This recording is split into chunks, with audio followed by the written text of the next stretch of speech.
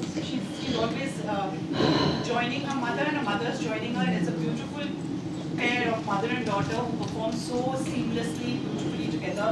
Their hearts beat together, and thank you and welcome. She was the surprise because when I told her that she गान करबे ना, उन्हीं की करबे, जानी ना. So then I got a little worried, and I said, ना. Shreya ke डाको. Shreya happened to be in Calcutta and very kind of her to join. So let's put our hands together. I have to say something to my lovely audience, you know. So she, of course, she's like another mother figure to me.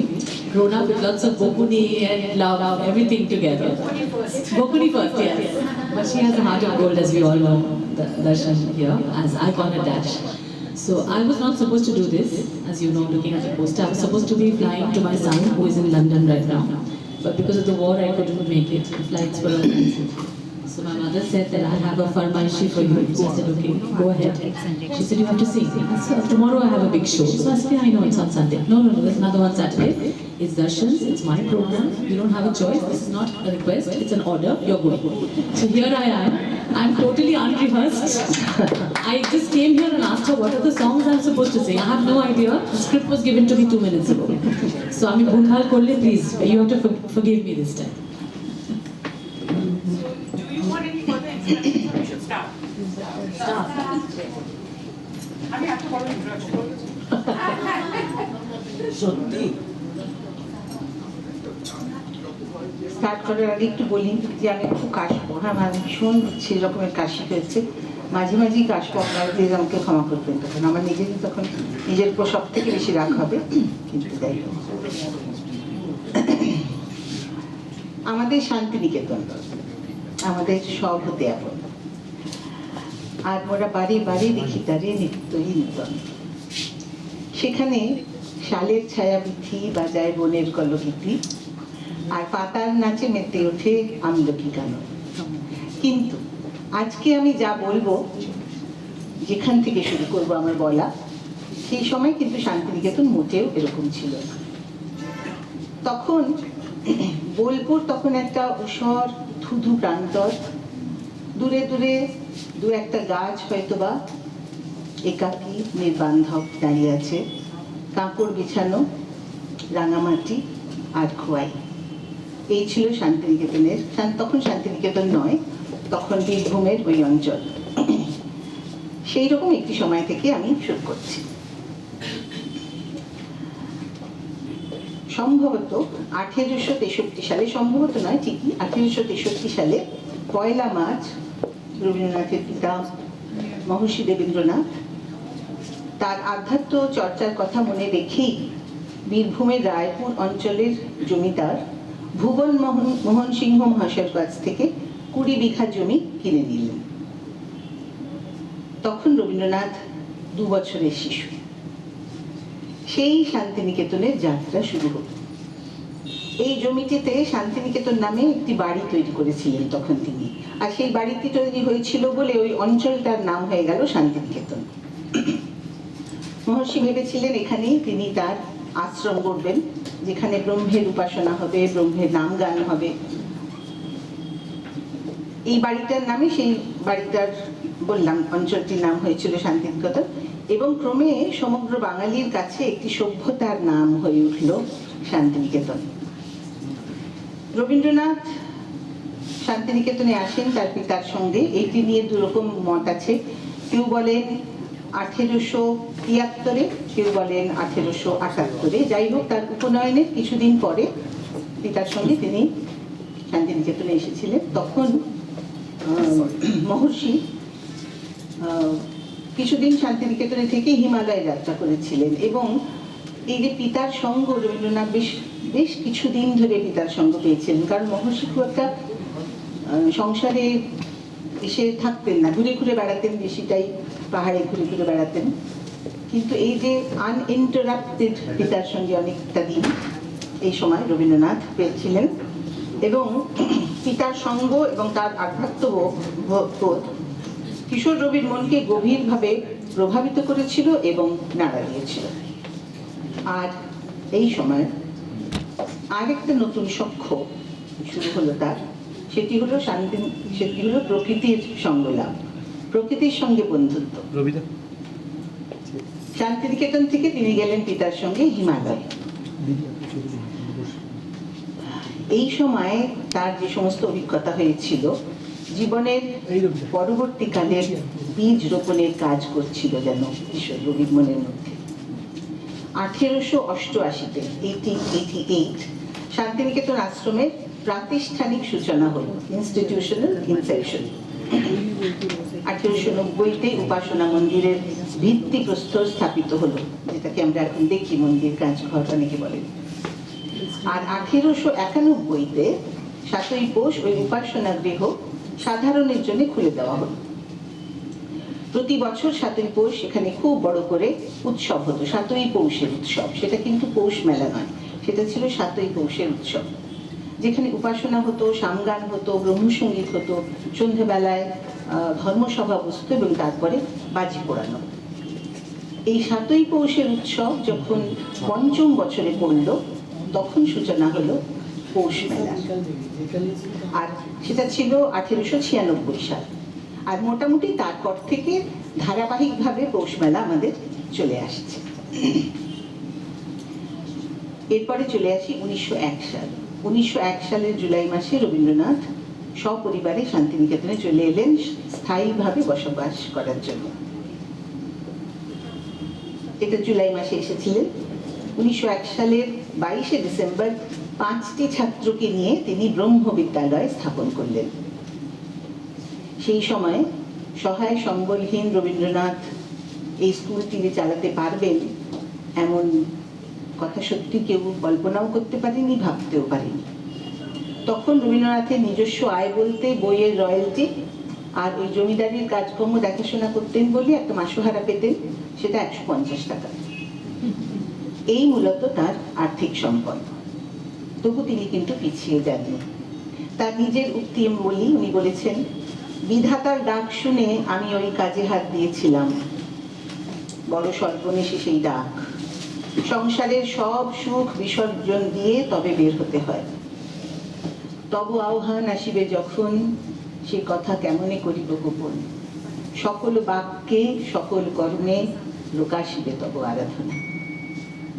যে 5 জন ছেলেকে নিয়ে ব্রহ্মচর্যে তিনি নিজে দীক্ষিত করলেন, তারা হলেন রবীন্দ্রনাথের জ্যেষ্ঠ পুত্র রথীন্দ্রনাথ ঠাকুর, সুধীর চন্দ্র নান, প্রেম কুমার গুপ্ত, গৌর গোবিন্দ গুপ্ত ও অশোক কুমার গুপ্ত। এই 5 জনকে নিয়ে শুরু হলো।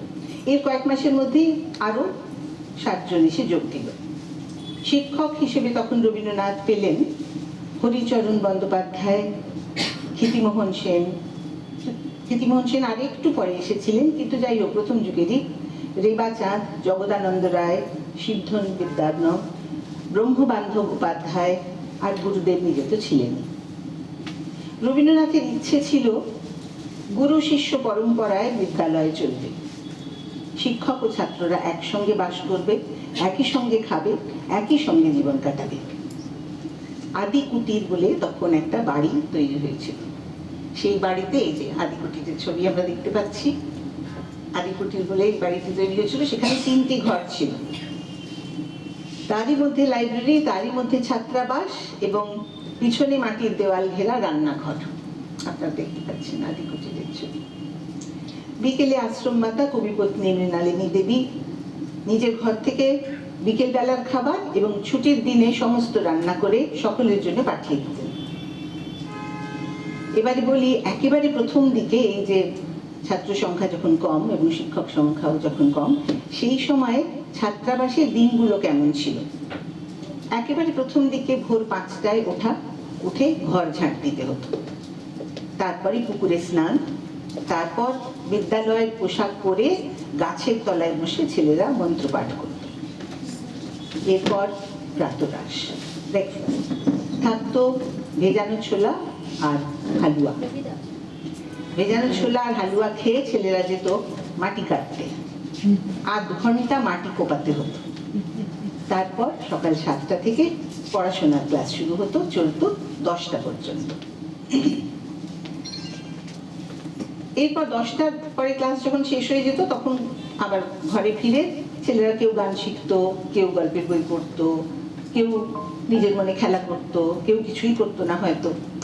11:30টার সময় দুপুরের খাবার, নিরামিষ আহার, তারপরে আরেকটু বিরতি এবং তারপর আবার দ্বিতীয় দফার ক্লাস শুরু হতো। এবারে একেবারে 4:30টার সময় ছুটি। 4:30টার সময় ছুটি হবার পর 2 ঘন্টা খেলার ছুটি, তখন খেলার মাঠে গিয়ে খেলা। সেটা শেষ হলে ঘরে ফিরে এসে প্রার্থনা। সন্ধ্যার পর গানের আসর বসতো, এটাকে বলা হতো বিনোদন পর্ব। সবসময় যে গানই হতো তার কোনো মানে নেই। বিনোদন পর্বে কেউ কেউ গান করতে, নতুন গান শেখানো হতো, কেউ কেউ গল্প পড়তো, কেউ কেউ কবিতা পড়তো, নানান রকম খেলার উদ্ভাবন করতেন রবীন্দ্রনাথ। সেসব খুব মজার খেলা। যেমন একটা খেলা ছিল মিলের খেলা। সেই মিলের খেলায় গুরুদেব একটা লাইন বলে দিলেন হয়তো, তারপর সেই লাইনটা যেখানে শেষ হলো সেইটা ধরে পরের লাইনটা বলতে হবে, মিল করতে হবে। একবার একটা লাইন দিলেন, সে কি পাড়ি দিল এই ভাত ধরে, এরপরে তো মিলের নৌকা বানচাল, কেউ আর কিছু ভেবে পাচ্ছে না। সে কি পাড়ি দিল এই ভাত ধরে, পরের লাইন কি হবে? মিলের নৌকা যখন বানচাল হতে বসেছে তখন গুরুদেবেরই শরণাপন্ন হতে হলো। তখন গুরুদেব বললেন, ও বাবা কার সাথ ধরে। তো এইভাবে নানান মজার মজার খেলা হতো। সন্ধ্যার পরে এই সমস্ত খেলা টেলা হয়ে গেল, তারপরে রাত 9টায় খাওয়া দাওয়া, তারপরে বাস ঘুম। বছর না ঘুরতেই, এই যে 1901-এ শুরু হলো, তো বছর না ঘুরতেই আশ্রমের উপর নেমে এলো খুব বড় আঘাত। 15 দিনের পুজোর ছুটির পরে ব্রহ্মবিদ্যালয় যখন খুলল, তখন মৃণালিনী দেবী গুরুতর অসুস্থ। গুরুদেব অনেক সেবা করেছেন, চিকিৎসার ব্যবস্থা করেছেন, কিন্তু কিছুই হলো না। 1902-এ 23শে নভেম্বর চলে গেলেন আশ্রম মাতা মৃণালিনী দেবী। এই ব্রহ্মবিদ্যালয়ে অর্থের সংকট কিন্তু প্রথম থেকেই ছিল, শুরু থেকেই ছিল। এই যে বললাম 150 টাকা নিয়ে নামা হয়েছিল। গুরু শিষ্যের মধ্যে আর্থিক দেনা পাওনার সম্পর্ক থাক, এটা কিন্তু রবীন্দ্রনাথ খুব একটা পছন্দ করতেন না। কিন্তু বাস্তবতা মেনে নিয়ে মৃণালিনী দেবী চলে যাওয়ার পরে খুব যৎসামান্য একটা মাসিক বেতন ঠিক করা হলো ছাত্ররা দেবে, কিন্তু সেটা খুবই কম। কিন্তু তা সত্ত্বেও অনেকেই সেইটাও দিতে পারত না। তখন কবি এক একজন ছাত্রের ভার এক একজন নিন, এরকম একটা প্রস্তাব দেখেছিলেন। অনেকজনকে সেই প্রস্তাব দিয়ে চিঠি দিয়েছিলেন, কিন্তু বিশেষ কেউ একটা এগিয়ে এসেছিলেন বলে মনে হয় না।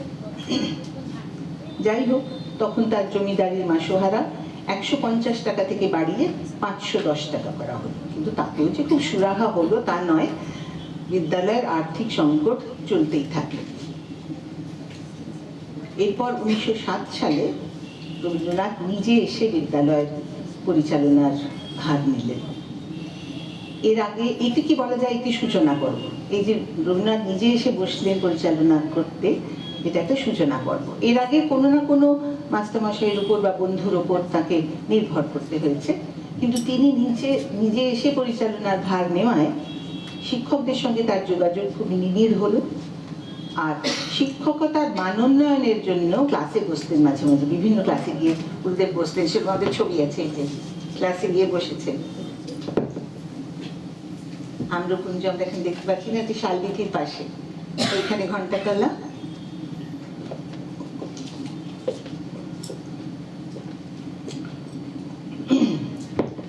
ক্লাসে গিয়ে বসতেন। বিনোদনের ছলে ছাত্রদের অনেক কিছু পড়াতেন। তখন একটা ছিল ইন্দ্রিয় চর্চা বোধ শেখাতেন। বিভিন্ন ইন্দ্রিয় দ্বারা, যেটাকে বলে সেন্সরি পারসেপশন। একটা গাছের থেকে আরেকটা গাছের দূরত্ব দেখে বলতে হবে আন্দাজে ওটা কতটা দূরে আছে, বা একটা লম্বা লাঠি তার উচ্চতা কতটা, বা অনুমান মানে ঘ্রাণেন্দ্রিয় ছিল, পাতার গন্ধ শুকে বলতে হবে কোন গাছের পাতা। এরকম ধরনের খুব মজার মজার খেলার মধ্যে দিয়ে বাচ্চাদের উনি ছেলে মেয়েদের শেখাতেন। আর ক্লাস হতো মণ্ডলী প্রথায়। মণ্ডলী প্রথা মানে ছেলেরা বসতো, এই যে এরকম ক্লাসরুম, সে যে গোল করে ছাত্রছাত্রীরা বসতো, আর ওইখানে শিক্ষক বসতেন। তাতে কি হতো, ছাত্রছাত্রীরা সবাই সবাইকে নিজেদের দেখতে পেত এবং শিক্ষকও সবাইকে দেখতে পেতেন। কেউ প্রথম সারি, দ্বিতীয় সারি, ফার্স্ট বেঞ্চ, লাস্ট বেঞ্চের কনসেপ্ট ছিল না। মণ্ডলী প্রথায় ক্লাস। আমরা ওখানে দেখতে পাচ্ছি গৌর প্রাঙ্গণ, আর এখানে দেখতে পাচ্ছি শান্তিনিকেতন সিংহ সদন। আমাদের বিদ্যালয়ে বর্গ বিন্যাস ছিল। বর্গ বিন্যাস কি, মানে বিভিন্ন ছাত্রের শিক্ষার তারতম্য অনুসারে, হয়তো কোনো ছাত্র ইংরেজিতে ভালো, সে অষ্টম শ্রেণীতে পড়ে কিন্তু তার অঙ্কটা কাঁচা, সে কিন্তু ষষ্ঠ শ্রেণীতে গিয়ে বসে অঙ্কটা করতে পারতো, এরকম ভাবে ক্লাস নেওয়া হতো। পরে অবশ্য সেই প্রথা উঠে যায়, তখন ক্লাস শুরু হলো। কেবল সিলেবাস পাঠ্যক্রম অনুযায়ী পরীক্ষায় পাস আর ডিগ্রি বিতরণের জন্য রবীন্দ্রনাথ এই বিদ্যালয়ে প্রতিষ্ঠা করেননি, রস সঞ্চার করে বিদ্যাকে প্রাণবন্ত করেছিলেন তিনি। আমাদের দেশে সেই সময় একটা ধারণা ছিল যে বিদ্যার সঙ্গে এই নাচ গান এইসবের খুব একটা যোগাযোগ থাকার দরকার নেই। গুরুদেব কিন্তু তা মনে করতেন না। তিনি শান্তিনিকেতনকে উৎসব মুখর করে এখানে আনন্দ যজ্ঞের আয়োজন করেছিলেন। তিনি বিশ্বাস করতেন শিক্ষার ক্ষেত্রে সৌন্দর্যের চর্চা অপরিহার্য। তিনি জানতেন একবার যদি সৌন্দর্য বোধ মনে জাগিয়ে দেওয়া যায়, তাহলেই মানুষের মন নীচতা, ক্ষুদ্রতা, স্থূলতা সব রকম কুৎসিত চিন্তা থেকে বিরত থাকবে। শান্তিনিকেতন শুধু একটা জায়গার নাম নয়, এটি একটি সুন্দর, সুসম্পন্ন, সুশোভন জীবন দর্শন। বলেছিলেন, আমার বিদ্যার মন্দির আমি আনন্দ এবং সুন্দরের, আমার বিদ্যার মন্দিরে আমি আনন্দ এবং সুন্দরের আসন পেতে দিয়েছি। কেটে গান কর।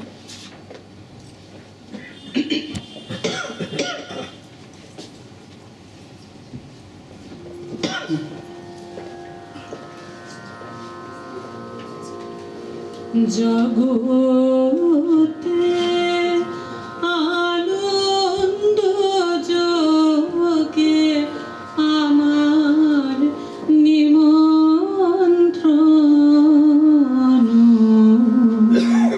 ধন্য হলো ধন্য হলো মানব জীবন,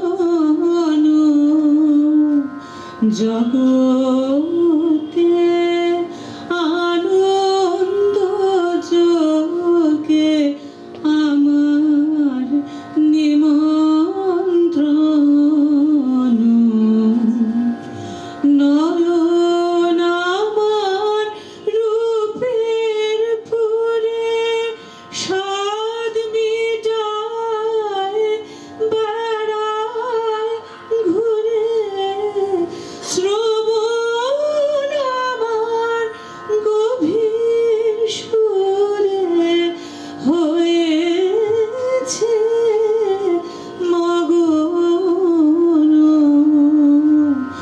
জগতে আনন্দ যোগে আমার নিমন্ত্রণ, তোমার যোগে দিয়েছ ভার, বাজাই আমি বাঁশি, গানে গানে গেথে বেড়াই প্রাণের কান্না হাসি। এখন সময় হয়েছে কি সভায় গিয়ে তোমায় দেখি, জয়ধ্বনি শুনিয়ে যাব এ মোর নিবেদন, জগতে আনন্দ যোগে আমার নিমন্ত্রণ, ধন্য হলো ধন্য হলো মানব জীবন। জগতে আনন্দ যোগে আমার নিমন্ত্রণ।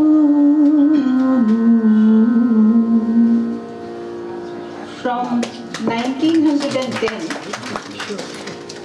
1910, Tagore began to hear the call of transcending boundaries. সীমানা অতিক্রমের ডাক শুনছিলেন তিনি সেই সময় থেকে। শান্তিনিকেতন ব্রহ্মচর্য আশ্রমের সঙ্গে বাইরের জগতের যোগাযোগ শুরু হলো কবির বিদেশ যাত্রার সূত্রে। সেটি ছিল 1912 থেকে 1913, বেশ কিছু মাস তিনি তখন বিদেশে ছিলেন। সেই যোগাযোগের সূত্রে বিদেশের সঙ্গে শান্তিনিকেতনের আশ্রমের সঙ্গে যোগাযোগ সূত্র হলো। 1913 6ই অক্টোবর আমরা সকলে জানি রবীন্দ্রনাথ নোবেল পেলেন, নোবেল পুরস্কার। নভেম্বর মাসের 11 তারিখে কবির নোবেল প্রাপ্তির খবর প্রকাশিত হয়েছে। 1914 থেকেই শান্তিনিকেতন বিশ্বকে আকর্ষণ করেছিল। গীতাঞ্জলি পড়ে ও কবির সঙ্গে কথা বলে মুগ্ধ হয়ে C.F. অ্যান্ড্রুজ এসে যোগ দিলেন বিশ্বভারতীতে। তার কিছুদিন আগেই এসেছেন লন্ডন মিশনারি কলেজের বটনির অধ্যাপক পাদ্রী পিয়ারসন। নিজের জীবন সম্পূর্ণরূপে সমর্পণ করলেন শান্তিনিকেতনে। পিয়ারসন বেশিটাই শ্রীনিকেতনের জন্য কাজ করেছিলেন, কৃষি এবং গ্রামোন্নয়নে। অ্যান্ড্রুজ ছিলেন গুরুদেবের কাছাকাছি। চীনা ভবনের প্রাণ পুরুষ তান সাহেব, তার কথা না বললেই নয়। তিনি এসেছিলেন শান্তিনিকেতন বেড়াতে, কিন্তু থেকে গেলেন। এবং শুধু থেকে গেলেন না, তখন তো সাংঘাতিক অনটন। তিনি তার দেশ থেকে, চায়না থেকে প্রচুর অর্থ নিয়ে এলেন এবং তার অর্থে ওই অত বড় চীনা ভবন তৈরি হয়েছিল। চীনা ভবনের ভিতরে যত মিউরালস, সেগুলো তখন তৈরি করেছিলেন নন্দলাল এবং তার ছাত্রদের সঙ্গে নিয়ে। ছিলেন উইলিয়াম রাদিচে, ছিলেন রাশিয়ার রবীন্দ্র ভক্ত দানিয়েল চোক, ফিলসফি ডিপার্টমেন্টের অধ্যাপক ট্রেভার লেইন, কোরিয়ান আমেরিকান তরুণ ছাত্রছাত্রীরা ভারতীয় দর্শন, ভারতীয় উচ্চাঙ্গ সঙ্গীত ও নৃত্য এই সমস্ত শিখতে তখন আসছে দলে দলে। আফ্রিকা থেকে এসেছে কিরিট নায়েক, গুজরাট থেকে এসেছে ভাবনা রাঠোর, পাঞ্জাবের মনমিত সিং, দক্ষিণ ভারতের রাধাকৃষ্ণন। উড়িষ্যার অনেক ছাত্রছাত্রী তখন সেই সময় এসেছিলেন, পরবর্তীতেও এসেছেন। 1918 থেকেই গুজরাটের ছাত্রছাত্রীদের আসা শুরু হয়। মহারাষ্ট্রের ছাত্র কাশীনাথ দেওয়াল এসেছিলেন, বরোদার ডক্টর সরদেসাইয়ের পুত্র শ্যামাকান্ত দেসাই, এবং সঙ্গে এসেছিল আরেকটি ছাত্র, তার নাম ছিল জয়রাম। দার্জিলিং থেকে আসে দুই নেপালি ছাত্র, নারভু ও চারু। খাসিয়া ছাত্র ফ্রিন্টন আসে শিলং থেকে। প্রথম বিদেশি ছাত্র জাপান থেকে এসেছিল, তার নাম হরিসান। সে সংস্কৃত পড়তে এসেছিল। প্রথমে সে বেলুড়ে গিয়েছিল রামকৃষ্ণ মিশন হয়ে, তারপরে সে শান্তিনিকেতনে আসে। সীমান্ত গান্ধী খান আব্দুল গফর খানের পুত্র আব্দুল গানি, তার সহপাঠী ছিলেন প্রিয়দর্শিনী ইন্দিরা নেহেরু, পরে প্রধানমন্ত্রী ইন্দিরা গান্ধী, এবং আরো অনেকে, অনেক অনেক মানুষ এসেছেন। পড়াতেও যেমন এসেছেন, দিতেও এসেছেন, নিতেও এসেছেন।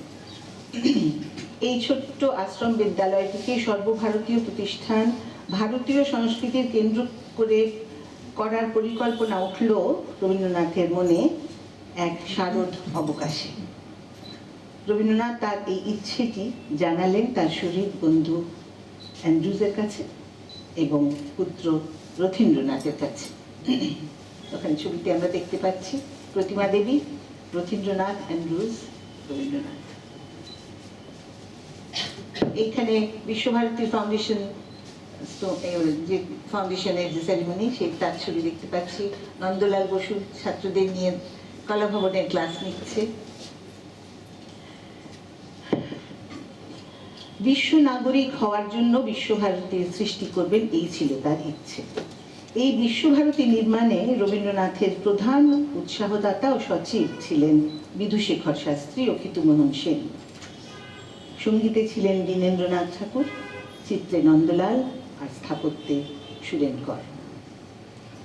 রবীন্দ্রনাথ যখন বললেন এই শান্তিনিকেতন প্রাচ্য প্রতীচ্যে এই শান্তিনিকেতনে প্রাচ্য ও প্রতীচ্যের গুণী জ্ঞানীরা একত্র হবেন, সঙ্গে সঙ্গে বিদুশেখর শাস্ত্রী সংস্কৃত থেকে উদ্ধার করে দিলেন যত্র বিশ্বং ভবত্যেকনীড়ম, যত্র বিশ্ব ভবত্যেকনীড়ম। সেই আমাদের শান্তিনিকেতনের মতো হয়ে গেল। 1918-র 8ই পৌষ নানান মাঙ্গলিক অনুষ্ঠান করে বিশ্বভারতীর ভিত্তিপ্রস্তর স্থাপিত হলো। আগের ছবিটাতে চলে গেছে। বিশ্বভারতীর কাজ শুরু হয়েছিল 1919 থেকে, তখন থেকেই কিন্তু পঠন পাঠন শুরু হয়ে গেছিল। কিন্তু 1921 সালের 8ই পৌষ আম্রকুঞ্জে মহাসমারোহে রবীন্দ্রনাথ তার বিশ্ববিদ্যালয়কে সর্বসাধারণের জন্য উদ্দেশ্যে উৎসর্গ করলেন। 1918-19 নাগাদ সিংহল থেকে অধ্যাপক এলেন রাজগুরু মহাস্থবির, সঙ্গে দুজন এসেছিলেন তার ছাত্র ধর্মদাস এবং বুদ্ধদাস।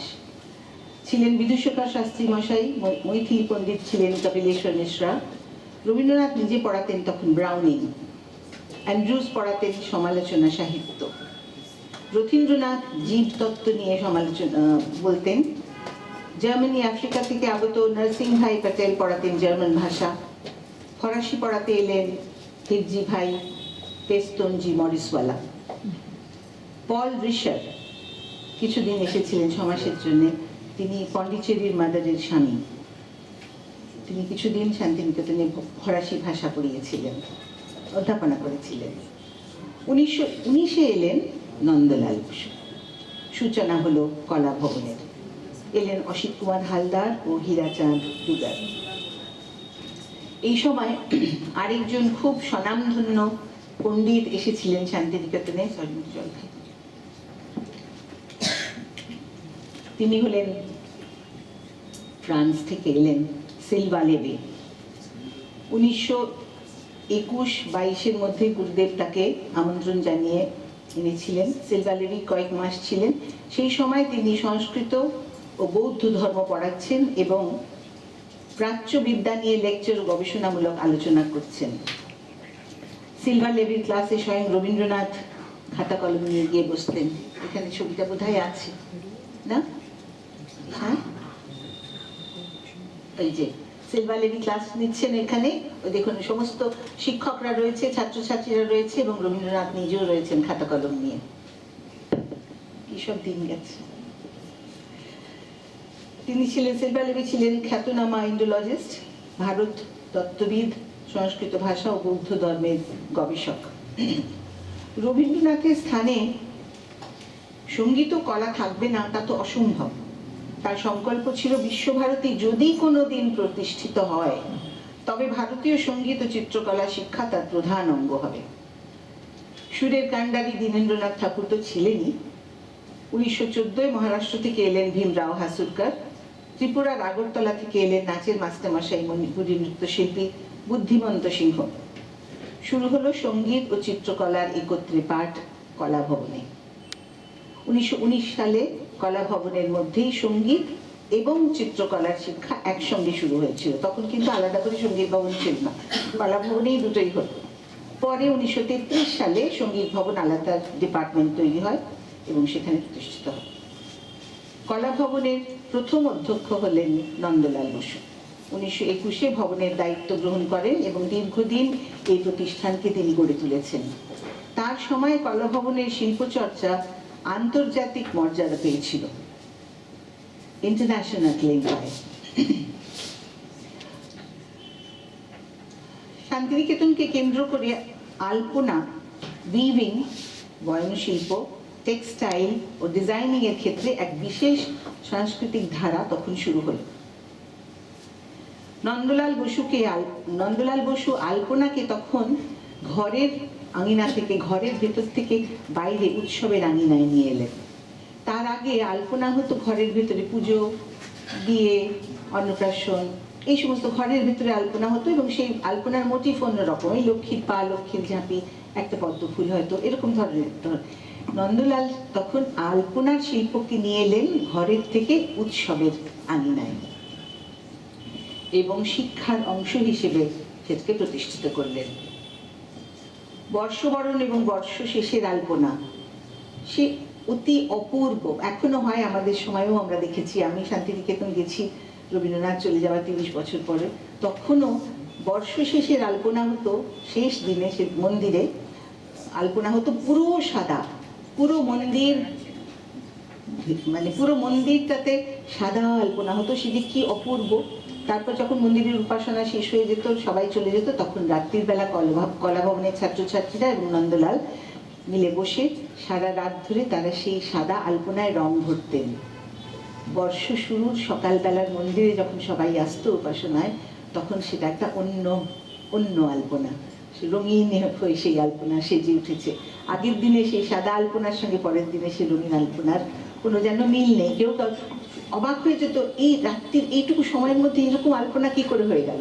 তো এইভাবে হতো, বর্ষ শেষের আলপনা সাদা পুরো, আর বর্ষ শুরুর আলপনা, সেই আলপনাই আবার রঙিন হয়ে উঠেছে। বসন্তোৎসবের আলপনা ছিল, বৃক্ষরোপণের আলপনা, আম্রকুঞ্জের নিচে গাছের গুড়িগুলোকে নিকিয়ে সেখানে সাদা আলপনা দেওয়া এত সুন্দর করে, আর সমাবর্তন উৎসবের আলপনা, সেই বিরাট আলপনা। সমাবর্তন উৎসব হতো অনেকখানি জায়গা জুড়ে, সেইখানে মস্ত বড় আলপনা, সেই আলপনা না দেখলে বিশ্বাস করা যাবে না যে এত বড়। আর সমস্ত ছাত্রছাত্রীরা, সঙ্গে মাস্টারমশাইরাও বসে সেই আলপনা দিতেন।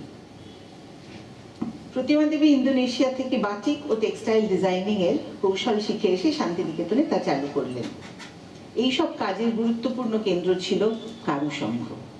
কারুসংঘ পরে, আগে অন্য জায়গায় শুরু হয়েছে, কিন্তু পরে কারুসংঘ যায় তালধ্বজ বলে একটি বাড়িতে, শান্তিনিকেতনে যেটা আছে মন্দিরের পাশেই গোলবাড়ি, মাঝখান দিয়ে তাল গাছ উঠে গেছে, সেইখানে কারুসংঘ। সেইটাই ছিল, কারুসংঘ ছিল একটা গুরুত্বপূর্ণ কেন্দ্র।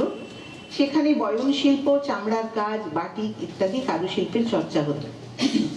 আলপনার নকশা থেকে আলপনার নকশা উঠে এলো বস্ত্রের উপর। আলপনার যে নকশা, এই দেখুন শাড়িতে আলপনার নকশাই উঠে এসছে, আমার শাড়িতেও আছে, এখানেও আছে। আলপনার নকশা উঠে এলো বস্ত্রের উপর। এখানে অর্গানিক কালার ব্যবহার করা হতো, প্রাকৃতিক রং, উপকরণগুলো তাই। এই ধারাকে তখন তারা শক্তিশালী করে তুললো। আচ্ছা, আমাকে একটা সময়ের মধ্যে বলতে হবে তো, তাই জন্য আমি আশ্রম কন্যাদের কথা কিছু এখানে ছুতেই পাচ্ছি না। আশ্রম কন্যাদের অনেক অবদান ছিল। আশ্রম জননী তো ছিলেন মৃণালিনী দেবী, যদিও তাকে আমরা পেয়েছি খুব কম। 1901-এ শুরু হলো আশ্রম, 1902-এ তিনি চলেই গেলেন, কিন্তু সেই একটি বছরের মধ্যে তার অবদান ভোলার নয়। তিনি যেভাবে মাতৃস্নেহে ছাত্রছাত্রীদের স্নেহ দিয়েছেন, তাদের জন্য রান্না করে পাঠানো, তাদের শরীর খারাপ হলে দেখাশোনা করা, সমস্ত কিছু, এবং সমস্ত তার নিজস্ব যা কিছু গয়না অলংকার সব তিনি দিয়ে দিয়েছিলেন আশ্রমকে তৈরি করার কাজে। রবীন্দ্রনাথকে সর্বস্ব দিয়ে তিনি আশ্রমকে, কিন্তু দুঃখের বিষয় আশ্রম জননীকে বেশি দিন পাওয়া যায়নি, তিনি মাত্র 1 বছর ছিলেন। এছাড়াও শান্তিনিকেতন বিশ্বভারতীর গঠনে যাদের অবদান অতুলনীয়, সেই আশ্রম কন্যাদের কথা বলছি, তাদের মধ্যে ছিলেন প্রতিমা দেবী, রবীন্দ্রনাথের পুত্রবধূ, ইন্দিরা দেবী চৌধুরানী, মীরা দেবী রবীন্দ্রনাথের মেয়ে, নন্দিতা কৃপালানী তার মেয়ে, পুপে তার মেয়ে, শান্তা দেবী, অমিতা ঠাকুর, কণিকা বন্দ্যোপাধ্যায়, নীলিমা সেন, সাবিত্রী দেবী কৃষ্ণন, তালিকা সুদীর্ঘ, অনেক নাম। সরি।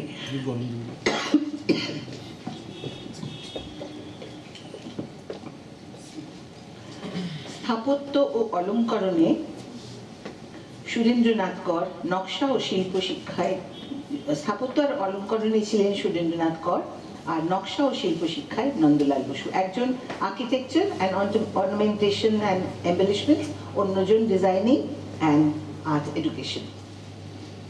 এই সমস্ত কাজের মধ্যে দিয়ে শান্তিনিকেতনে একটা আর্ট ইন্টিগ্রেটেড লার্নিং শুরু হলো। শিক্ষক ও ছাত্ররা মিলে সেই সব শিল্প স্থাপত্যের নিদর্শন তৈরি করেছেন। তার সবটাই কিন্তু ঘটেছে তখনকার ছাত্রছাত্রীদের চোখের সামনে। তারা দেখেছেন মাস্টারমশাই নন্দলাল, অসিত হালদার, সুরেন কর, রামকিঙ্কর, বিনোদ বিহারী, তাদের মতন শিল্পী স্থপতিরা ছাত্রদের নিয়ে দেওয়ালে আঁকছেন, মাটিতে আঁকছেন, স্থাপত্য তৈরি করছেন। সবাই সঙ্গে একসঙ্গে মিলে করছেন। যখন কাজটি শেষ হয়ে যেত তখন মাস্টারমশাইরা পেছনে গিয়ে বসতেন, ছাত্রদের সামনে এগিয়ে দিতেন। শান্তিনিকেতনে না কোনোদিন এই ব্যাপারটা ছিল না যে আমার কাজ আমি করছি, পুরো জিনিসটাই ছিল আমরা করছি, এইটাই ছিল শান্তিনিকেতনের।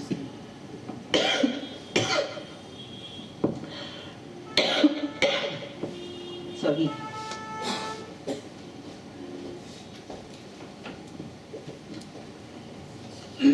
শান্তিনিকেতনের নান্দনিকতা ছড়িয়ে আছে সর্বত্র।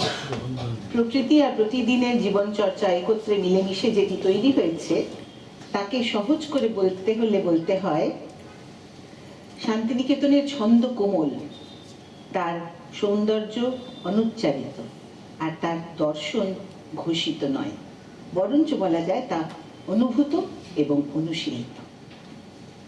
আশ্রম শুরু হবার পর এখানে শুরু হলো দানের উৎসব। প্রকৃতির 6টি ঋতুকে নিয়ে কি খেলায় যে মাতলেন আশ্রম গুরুরা এবং আশ্রমের ছাত্রছাত্রীরা। তখন আকাশে মাটিতে প্রতিদিনের যাপনে সৃষ্টির উঠোন ভরে উঠতে লাগলো। মরু বিজয়ের কেতন উড়িয়ে ছায়ায় আসন পাতা হলো শ্যামল সুন্দরের জন্য। বছরভর উৎসবের আয়োজনে এত আলো জ্বালিয়ে দিয়েছেন রবীন্দ্রনাথ সেই সময়। তার মহাভাণ্ডারে যে অনেক ধন। তখন শান্তিনিকেতনের আকাশে 2 হাতে প্রেম বিলায়। গাছেরা ভরে নিল তাদের সবুজ পাতায়, ধরণী ধরে নিল আপন মাথায়। ছেলেরা সকল গায়ে নিল মেখে, পাখিরা পাখায় পাখায় নিল এঁকে। সে জয়ী ভাঙা গড়ার তালে তালে নেচে যায় দেশে দেশে কালে কালে। শান্তিনিকেতন এইভাবে গড়ে উঠতে লাগলো এবং সবুজের সমারোহ। তখন আর শান্তিনিকেতন সেই উষর মরুভূমি ধুধু নেই। এখানে জীবন সরল, সাজ পোশাক অনাড়ম্বর। এখানে রঙের উগ্রতা নেই। মাটি থেকে উঠে আসা যত রং আছে, তাই দিয়ে সেজে ওঠে আশ্রমের উৎসব। আলপনায় সাদা আর প্রাকৃতিক রঙের ব্যবহার, নাচের পোশাকে বাটিক বা তাঁতের শাড়ি। সেখানে জরির চকচকানি নেই। সাজসজ্জায় ফুলের গয়না কিংবা কাগজের উপর আলপনা দিয়ে কাটআউট তৈরি করে সেরকম সজ্জা হতো। আমরা সেটা দেখেছি তাসের দেশের সজ্জায়, সেগুলো দেখেছি চিত্রাঙ্গদায় দেখেছি, বাল্মীকি প্রতিভাতেও আমরা দেখেছি। হ্যাঁ, এই ধরনের সেটা খুব অনেক ঝমর ঝমর গয়নাগাটি শান্তিনিকেতনে পড়া ছিল না, সমস্তটাই এইভাবে তৈরি হয়েছে। এখানে গৃহ ভরে আছে পিতার আশীর্বাদে।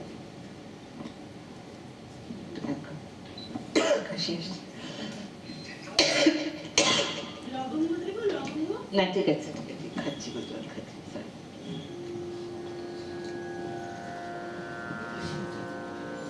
কত আলো যে জ্বালিয়েছেন, সেই আলোর গানই কম। এটা মনে হলো তোমার শুনে, তাই ভাবলাম যে এটা শোনায়। এটা ইনসিডেন্টালি আমাদের শান্তিনিকেতনে সকালবেলা যে অনুষ্ঠান হয়, মানে অনেক গানই হয় সেখানে, গাওয়া হয়। বৈতালিক যারা শান্তিনিকেতনের প্রাক্তন স্টুডেন্টস তারা জানে, কারণ স্টুডেন্টস তো বটে। তো বৈতালিকের জন্য কিছু কিছু গান নির্ধারিত ছিল আর কি। সেই ধারা এখনো ফলো করা হয়। তার মধ্যে এই গানটি একটি বিশেষ গান। এত আলো জ্বালিয়েছো এ গগনে, কি উৎসবের লগনে। এত আলো জ্বালিয়েছো এ গগনে, কি উৎসবের লগনে। এত আলো, সব আলোটি কেমন করে ফেলো আমার মুখের পরে। সব আলোটি কেমন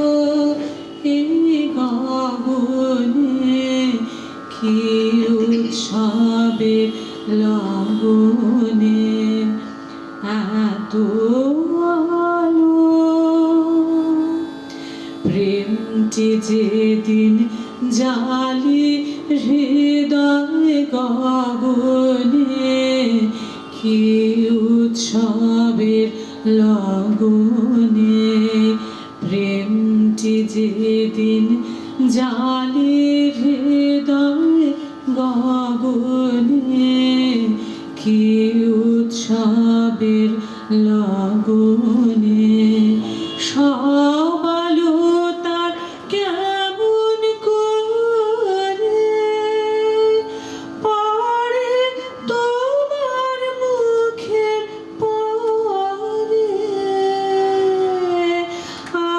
আপনি পড়ে আমি আপনি পড়ে আলোর পিছনে, এত আলো জ্বালিয়েছ এই গগনে, কি উৎসবের লগনে, এত আলো। In Shantiniketan, creativity was not competitive, but rather communal and collaborative, encouraging expression without anxiety and excellence without ego. Shantiniketan lived culture where life itself becomes an art form, disciplined yet free, rooted yet expansive, a balance between freedom and restraint, individuality and community, nature and culture, aesthetics and ethics. Its rhythm is subtle, its beauty is unassertive, and its philosophy embodied rather than proclaimed. Restraint was not repression here, but refinement. Life was deliberately simple. Aesthetics is not confined to art objects. It is a way of seeing and a way of living. When excess is removed, the ordinary becomes luminous. Rabindranath বিশ্বকে আমন্ত্রণ জানিয়েছিলেন ভিন্নতার প্রদর্শনী হিসেবে কখনো নয়, বরং সমতার সংলাপ হিসেবে। পারস্পরিক শ্রদ্ধার ভিত্তিতে এখানে সকল দেশের চিন্তাধারা মিলিত হয়েছিল। শিকড়ের উপর দাঁড়িয়ে বিশ্বকে মুখোমুখি দেখাই ছিল তার বিদ্যালয়ের দর্শন, যে যার শিকড়ের উপর দাঁড়িয়ে মুখোমুখি বিশ্বকে দেখবে, এই ছিল তার দর্শন। Tagore invited the world not as an exhibition of differences, but as a dialogue of equality. Standing rooted in one's own cultural soil while facing the world was his philosophy.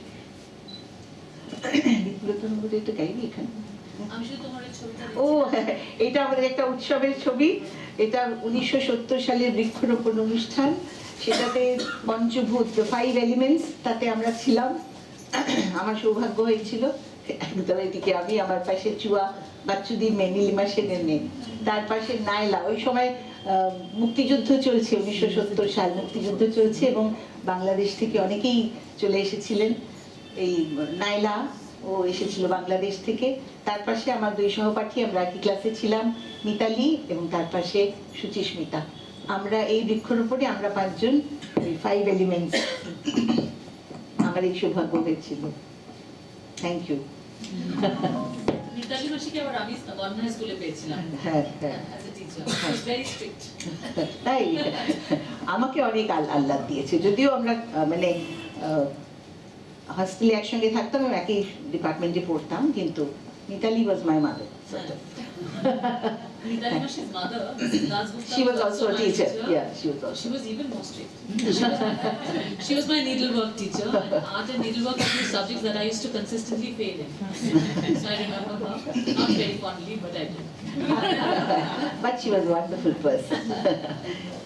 আচ্ছা, আমি গান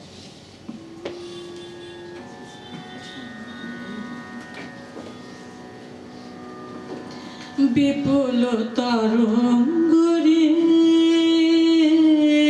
বিপুল তরঙ্গরে সব গগন উদ্বেগ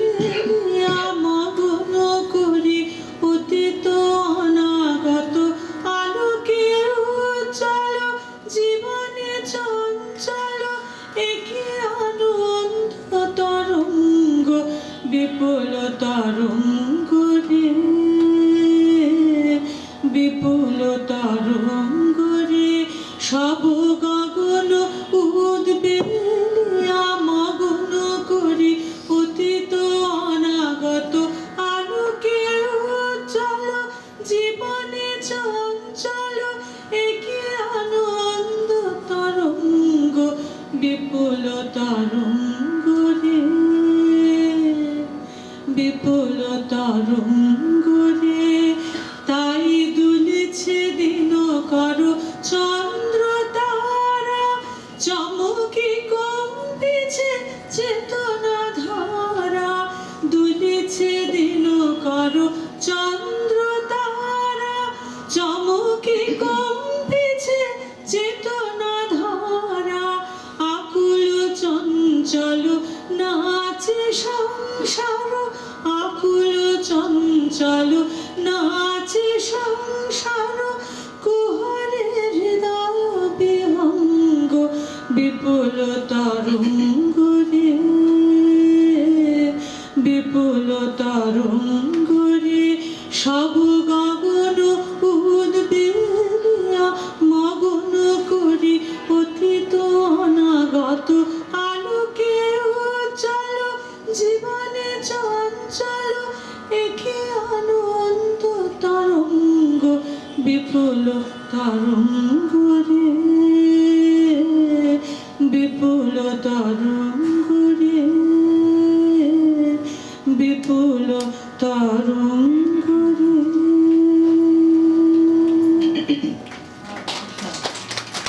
এতক্ষণ ধরে আমরা শান্তিনিকেতন আশ্রম পরিচালনা কিরকম করে সেই সব কথাই বলছিলাম।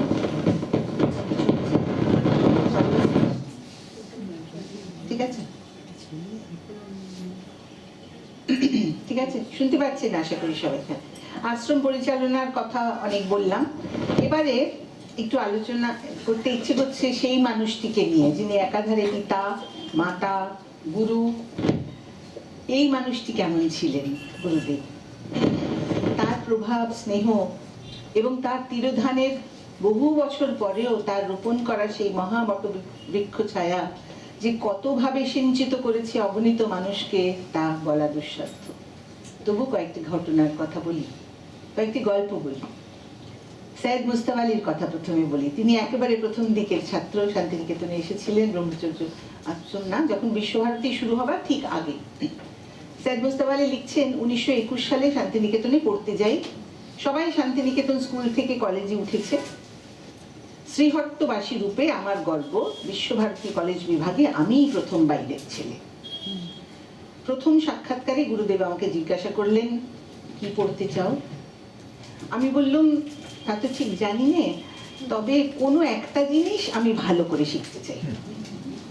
গুরুদেব খানিকক্ষণ তাকিয়ে থেকে বললেন, কেন, নানান জিনিস শিখতে চাও না কেন?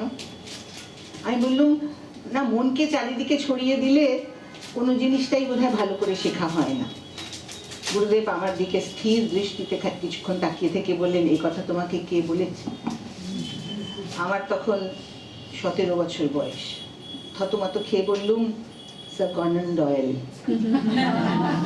গুরুদেব বললেন, ইংরেজের পক্ষে এই কথা বলাই কোনো আশ্চর্য নেই আর কি, ইংরেজ এরকম কথা বলতেই পারে। কাজেই ঠিক করলুম অনেক কিছু শিখবো, অনেক কিছু, সম্ভব অসম্ভব অনেক কিছু শিখে ফেলবো। ঝাঁপিয়ে পড়লাম। গুরুদেবের সঙ্গে তখন সাক্ষাৎ হতো ইংরেজি ক্লাসে এবং বাংলা ক্লাসে। ইংরেজি ক্লাসে তিনি শেলি কিটস পড়াচ্ছেন, বাংলা ক্লাসে তখন গুরুদেব বলাকা পড়াচ্ছেন। 1922-এর কাছাকাছি শান্তিনিকেতনে টলস্টয়ের ভাবধারা নিয়ে হঠাৎ ছাত্রছাত্রীদের মধ্যে একটা ভীষণ আলোড়ন তৈরি হলো। আমরা বললাম যে আমরা যে জীবন যাপন করছি সেটা তো বুর্জোয়া জীবন, সহজ সরল জীবনকে ফিরিয়ে আনতে হবে। মাটির টানে, প্রকৃতির টানে ক্ষেত করতে হবে, খামার করতে হবে, মাটির কাছে ফিরে যেতে হবে, ফসল ফলাতে হবে। তাতে সরলতা আছে, কিন্তু সেই সরলতা একঘেয়েমির সরলতা। বিনা বাজানো ঢের শক্ত, বিনা যন্ত্রের অনেক তার বেশি, তাতে জটিলতাও অনেক বেশি। বাজাতে না জানলে বিনা থেকে বিকট শব্দ বেরোবে, কিন্তু বিনাটাকে যদি আয়ত্ত করতে পারো তবে বহুর মধ্যে যে সামঞ্জস্যের সৃষ্টি হয়, হারমনি ইন মাল্টিপ্লিসিটি, তা একতারার একঘেয়েমির সরলতা, যেটা মনোটনি মনোটোনাস সিম্পলিসিটি তার চেয়ে ঢের বেশি সুন্দর। আমাদের সভ্যতা ওই বীণার মতন, কিন্তু আমরা এখনো বাজাতে শিখিনি। সেটা কি বীণার দোষ, নাকি একতারাটাই একমাত্র ভালো যন্ত্র? এইটাই ছিল রবীন্দ্রনাথের মূল সুর। চিরজীবন তিনি বহুর ভেতরে একের সন্ধান করেছিলেন। আর কি অপরিসীম জ্ঞানের তৃষ্ণা! রবীন্দ্রনাথ একটা কথা বারবার বলতেন, বিধাতার কাছ থেকে মানুষ একটি মাত্র নির্দেশ নিয়ে আসে, তা হলো প্রকাশিত হও, প্রকাশ করো নিজেকে, প্রকাশিত হও। একটি মাত্র নির্দেশ নিয়ে বিধাতার কাছ থেকে মানুষ আসে। আর একটা কথা বলতেন, হৃদয় প্রসারিত করো আর চারিদিকে আনন্দকে দেখো, আনন্দ দেখো।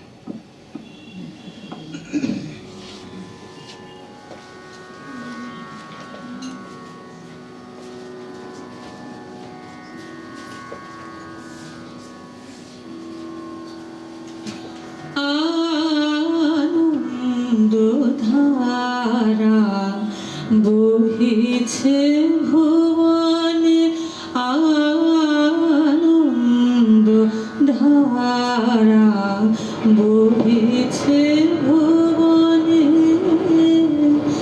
নীল রজনী কত অমৃত রস উথলে যায়, আনন্দ গগনে আনন্দ ধারা বহিছে ভুবনে, আনন্দ ধারা বহিছে ভুবনে, পালুকারে রবি শশী অঞ্জলি ভরিয়া সদা দীপ্ত রহে অক্ষয় জ্যোতি, পালুকারে রবি শশী অঞ্জলি ভরিয়া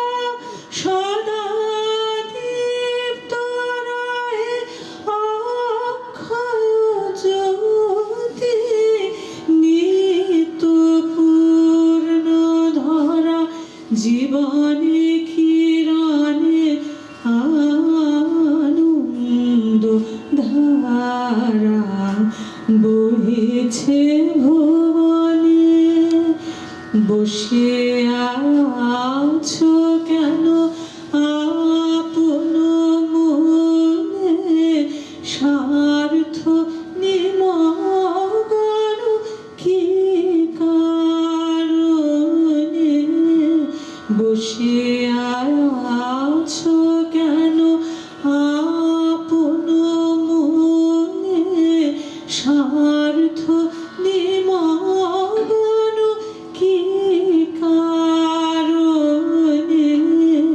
চারিদিকে দেখো চাহে হৃদয় প্রসারে, ক্ষুদ্র দুঃখ সব তুচ্ছ মানি, প্রেম ভরে আলাপ শূন্য জীবনে, আনন্দ ধারা বহিছে ভুবনে, আনন্দ ধারা বহিছে ভুবনে, দিন রজনী কত অমৃত রস উথলে যায়, অনন্ত গগনে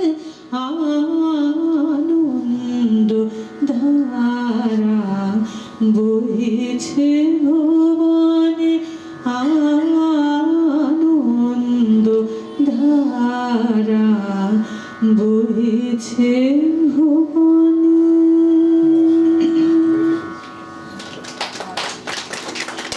রবীন্দ্রনাথের প্রভাব যে কত গভীরে প্রবেশ করেছে, যারা তাকে সামনে থেকে দেখেছেন, যারা তাকে গুরু হিসেবে পেয়েছেন, এবং অন্তরের মধ্যে তাকে গ্রহণ করতে পেরেছেন, তাদের মধ্যে একজন অবশ্যই C.F. অ্যান্ড্রুজ।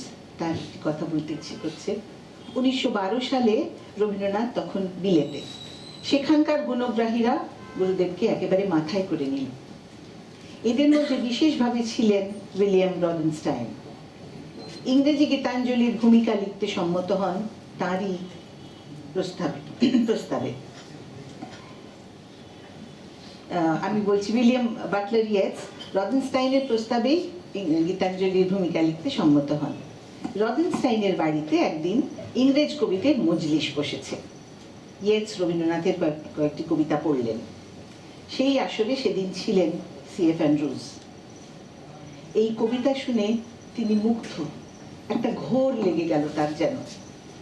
সভা ভেঙে যাবার পর নীরবে তিনি বেরিয়ে পড়লেন। তারপর লন্ডনের পথে পথে অবিস্মরণীয় একটি ছত্র আবৃত্তি করছেন আর ঘুরছেন। On the seashore of endless worlds children meet. Tempest roams in the pathless sky. Ships get wrecked in the trackless water. The messenger of death is aboard and children play. On the seashore of endless worlds is the great meeting of children. জগৎ পারাবারের তীরে ছেলেরা করে মেলা, ঝঞ্ঝা ফিরে গগন তলে, তরুণী ডুবে সুদূর জলে, মরণ দূত উড়িয়া চলে, ছেলেরা করে খেলা, জগৎ পারাবারের তীরে শিশুর মহামেলা। কতক্ষণ তার এই তন্ময় ভাব ছিল বলা যায় না। মধ্যরাতে লন্ডনের পথে পথে এই কটি পংক্তি তাকে যে কোন গভীরে নিয়ে গেল। তিনি পাগলের মতন ঘুরছেন আর বলছেন। তারপর যখন ঘড়ির দিকে তাকালেন তখন দেখেন রাত 3টে বাজে। তখন তিনি কিন্তু কোনোদিন স্বপ্নেও ভাবেননি যে সমুদ্রের তীরে ছেলেরা খেলা করে সেই রকম মহাসমুদ্রের তীরে এসে তিনি কোনোদিন বাসা বাঁধবেন। এই সমস্ত মাস্টারমশাইরা, এই সমস্ত মানে পরের দিকের মাস্টারমশাইরা কিন্তু তারা গুরুদেবকে মাস্টারমশাই হিসেবে পেয়েছে। কিন্তু পরের দিকেও কিছু মাস্টারমশাই ছিলেন। গুরুদেবের যে আশীর্বাদ এবং তার যে প্রভাব, সেটা তো শান্তিনিকেতনের মানে কি বলবো, শান্তিনিকেতনের যে যাপন তার মধ্যে আছি, এখনো খানিকটা রয়েছে, তখন তো আরো ছিল। সেরকম একজন মাস্টারমশাইয়ের কথা বলছি যাকে ছেলেরা খুব ভালোবাসতো। তার নাম হচ্ছে ধনপতিদা। এই ধনপতিদা সম্পর্কে সুপ্রিয় ঠাকুরের বইয়ে একটা ছোট্ট লেখা পড়লাম। ছেলেবেলায় ধনপতিদা শিশু বিভাগে পড়াকালীন, সুপ্রিয়দা শিশু বিভাগে যখন পড়তেন তখন ধনপতিদাকে পেয়েছিলেন। ধনপতিদার বাড়ি ঘর দুয়ার বলতে সব ছিল ওই শিশু বিভাগ। আসতেন গ্রাম থেকে ভোরবেলা, বাচ্চারা ওঠার অনেক আগে তিনি চলে আসতেন, আর ফিরে যেতেন রেল লাইনের ধার দিয়ে রাত্রির বেলা বাচ্চারা ঘুমিয়ে পড়ার পরে। সারাদিন উনি ওইখানেই থাকতেন। তিনি ছাত্রাবাস সন্তোষালয়ের বারান্দায় মোড়া পেতে বসে বাচ্চাদের অঙ্ক কষাতেন। অঙ্ক না পারলেন ধনপতিদা কিন্তু পেটে এক বিরাট চিমটি দিতেন। সেই চিমটিকে সব ছাত্র খুব ভয় করত। শিশু বিভাগের ছেলেরা তার কাছে চিমটি গাঁটটা খেয়েও তাকে এতটাই ভালোবাসতো যে ধনপতিদাকে চোখে হারাত। পেটে চিমটি দেন, পিঠে কিল মারেন, আর প্রাণ দিয়ে ছেলে মেয়েদের ভালোবাসেন। সুপ্রিয়দা যখন পরবর্তীকালে পাঠ্যভবনের অধ্যক্ষ হয়ে জয়েন করেছেন তখনও কিন্তু ধনপতিদা রয়েছেন এবং সেই শিশু বিভাগেই রয়েছেন। একদিন সন্ধ্যাবেলা ছাত্রাবাসের সামনে দিয়ে যাচ্ছি, দেখি ছেলেরা খুব গোলমাল করছে। তখন তাদের টাস্ক দেওয়া হলো ছাত্রাবাস সম্বন্ধে একটা রচনা লেখো। অনেকগুলো লেখা এলো, তার মধ্যে একটা লেখা পেলাম, অনেক এদিক ওদিক লেখা, অনেক কথা এলোমেলো লেখা। শেষ লাইনে লেখা রয়েছে, ধনপতিদা আমাকে মারেন, ধনপতিদা আমাকে বকেন, গাঁটটা খাই চিমটি দেন, ধনপতিদা আমার মা। এই ছিলেন ধনপতিদা। আমার এখানে আরেকটা গল্প বলতে ইচ্ছে করছে কিন্তু সময় কি ওভারশুট করছি। আমার খুব একটা প্রমথ ঋষির কথা বলতে ইচ্ছে করছে। প্রমথ ঋষি যখন প্রথম শান্তিনিকেতনে পড়তে যান তখন তার 9 বছর বয়স। রবীন্দ্রনাথ সম্বন্ধে কোনদিন শোনেননি, জানতেন না, তাকে নিয়ে গিয়ে ভর্তি করে দেওয়া হয়। তারপর বললেন যে আমি যখন গেলাম তখন আমাকে বলা হলো যে একে, একজন লোককে বলা হলো একে গুরুদেবের ক্লাসে নিয়ে যাও। যে গুরুদেব যে কে, গুরুদেব যে রবীন্দ্রনাথ তাও তিনি জানতেন না। গিয়ে দেখেন তারই বয়সী কতগুলো ছোট ছোট ছেলে বসে আছে, এরকম 9 বছর 10 বছর, এবং একজন সেখানে বসে আছেন, তিনি নাকি গুরুদেব। তখনই প্রথম জানলাম তিনি গুরুদেব, তিনি রবীন্দ্রনাথ। যাই হোক, সেটা ছোট বয়সের কথা। আরো একটু যখন বড় হয়েছে, 6ষ্ঠ শ্রেণীতে, ক্লাস 6-এ উঠেছেন, তখন শিক্ষক শরৎবাবু, আচ্ছা এখানে বলিনি, প্রমথ বিশ কিন্তু সবসময় অঙ্কে ভীষণ খারাপ ছিলেন। তো শিক্ষক, ক্লাস 6-এর শিক্ষক শরৎবাবু ব্ল্যাকবোর্ডে অঙ্ক লিখে দিলেন। সেখানে না, সরি, সেই কথাটা অনেক গল্প হয়ে যাবে, তাহলে আমি একটু ছোট গল্পে যাই। উঁচু ক্লাসে উঠেছি, অঙ্কের শিক্ষক তখন নগেন আইচ মশাই তখন অঙ্কের শিক্ষক। সেবার প্রশ্নপত্রে, তিনি শিক্ষকও তিনি পরীক্ষকও, সেবার প্রশ্নপত্রে 12টা অঙ্ক এসেছে, কিন্তু যে কোনো 10টা করতে হবে। দেখলাম অল্প সময়ের মধ্যেই আমি 10টা অঙ্ক বেশ করে ফেললাম। তখন মনে হলো, ভাবলাম ওই দুটোই বা বাকি থাকে কেন, ওই দুটোই করে ফেলি, সেই দুটোও করে ফেললাম। এবার মনের মধ্যে একটা বিরাট সমস্যা দেখা দিল। মনে হলো, তবে কি আমি 100-120 পাবো? বিকেলবেলা সেকেন্ড হাফে ভূগোলের পরীক্ষা দিচ্ছি, এমন সময় নগেন আইচ মশাই আমাদের ক্লাসে এসে প্রবেশ করলেন, হাতে একখানা খাতা। আমি দেখেই চিনতে পেরেছি আমার খাতা। আমি পুলকিত হয়ে উঠেছি। আমার মনে হচ্ছে উনি নিশ্চয়ই 100-120 কিভাবে দেওয়া যায় সেটা বুঝতে না পেরে ক্লাসে এসেছেন আমাকে অভিনন্দন জানাতে। ক্লাসে এসেই তিনি রুদ্রকণ্ঠে বললেন, এটা কি করেছো? কেন স্যার, আমার কি কিছু ভুল হয়েছে? না, ভুলের কথা ছাড়ো, ভুল তো তুমি করবেই, সে তো আমি জানি, কিন্তু খাতার শেষ পৃষ্ঠায় এটা তুমি কি করেছো? আগে একটা কবিতা লিখেছি। সবগুলি অঙ্ক তোমার ভুল, সে কথা আমি ধরি নে, কিন্তু কবিতা লিখেছো কেন? আমি বিনীতভাবে বললাম, হাতে কিছু সময় ছিল, ভাবলাম নষ্ট করি কেন, তাই জন্য কবিতাটি লিখলাম। আইচ মশাই রেগে আগুন, কারণ এইরকম অপরাধের নজির আশ্রমের ইতিহাসে আর নেই। বললেন, আমি চললাম গুরুদেবের কাছে। অতএব আইচ মশাই সুপ্রিম কোর্টের দিকে এগোলেন আবেদনের উদ্দেশ্যে। আমিও গেলাম পেছন পেছন। গুরুদেব খাতাখানা আগাগোড়া লিখে বললেন, নগেন, অঙ্কগুলো তো হয়নি দেখাই যাচ্ছে, কিন্তু যাই বলো বাবু, কবিতাটা হয়েছে। আহা, কি সরল স্বীকারোক্তি এবং আন্তরিকতা! প্রশ্নপত্রের 10টা অঙ্কের উদ্যত 10খানা খড়গের সামনে এইভাবে দাঁড়িয়ে কজন প্রবীণ ভক্ত কবি আছে বলো দেখিনি যে এভাবে আত্মনিবেদন করতে পারে? কি আন্তরিক স্বীকারোক্তি! হে হরি, হে দয়াময়, কিছু মার্ক দিও আমায়, তোমার শরণাগত নহি সতত, শুধু এই পরীক্ষার সময়। গুরুদেব তখন নগেন আইচকে বললেন, ওকে অঙ্ক কষাবার চেষ্টাটা তুমি করো নগেন, কিন্তু তা বলে ওকে কবিতা লেখায় বাধা দিও না।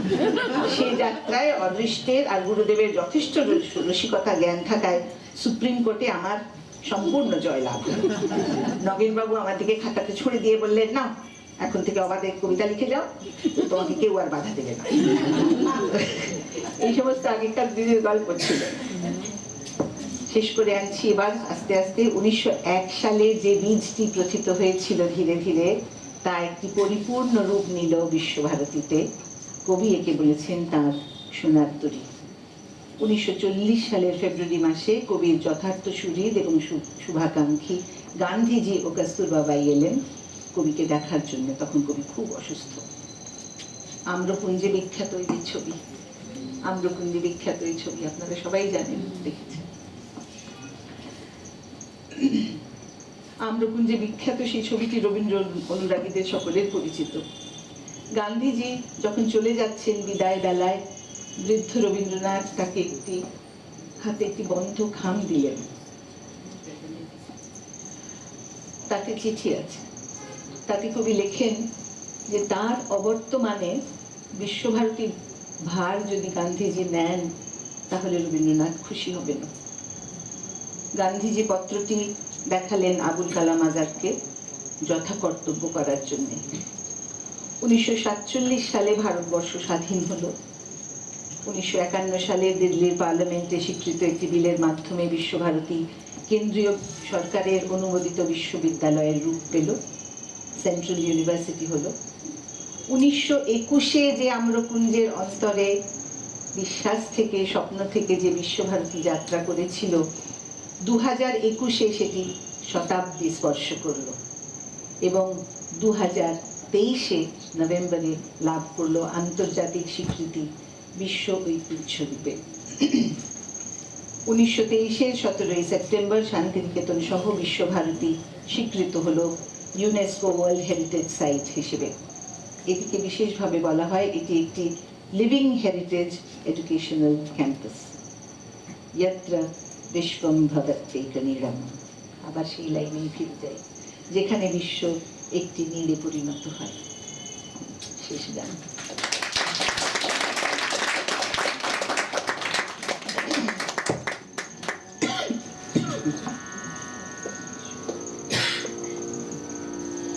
বিশ্ব সাথে যোগে যেথায় বিহার, সেইখানে যোগ তোমার সাথে আমার। বিশ্ব সাথে যোগে যেথায় বিহার, নয় গো বনে নয় বিজনে, নয় গো আমার আপন মনে, নয় গো বনে নয় বিজনে, নয় গো আমার আপন মনে, সবার সেথায় আপন তুমি হে প্রিয়।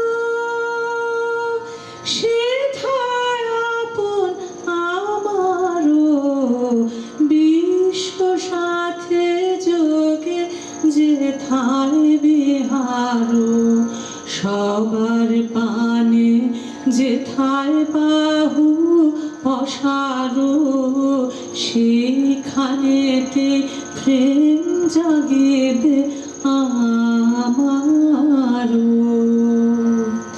গোপনে প্রেম রয় না ঘরে, আলোর মতো ছড়িয়ে পড়ে। গোপনে প্রেম রয় না ঘরে, আলোর মতো ছড়িয়ে পড়ে। সবার তুমি আনন্দ ধন হে প্রিয়। আনন্দ সে আমারও, বিশ্ব সাথে যোগে যেথায় বিহার, সেইখানে যোগ তোমার সাথে আমার। বিশ্ব সাথে যোগে যেথায় Bihar.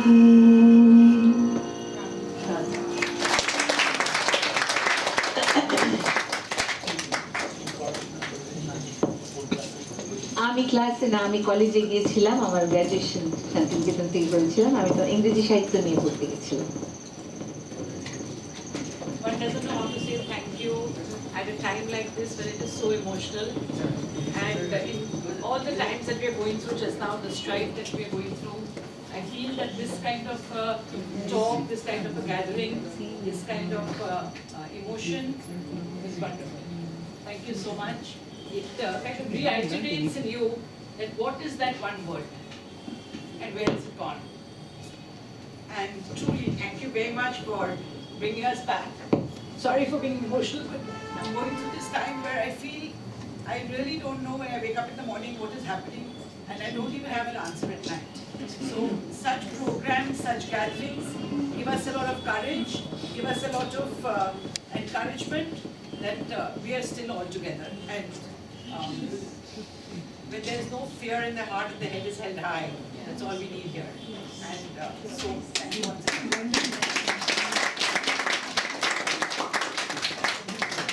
A very small token of our appreciation from all of us.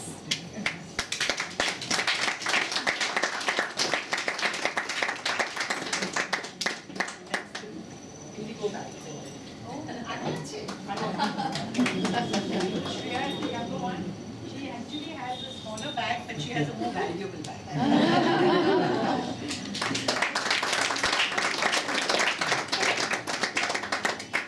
Thank you everybody, and keep joining us. And tea is being served. which is a combination of Bangla Ranna and Punch, but not Sir Gujarati. Just give us 5 minutes to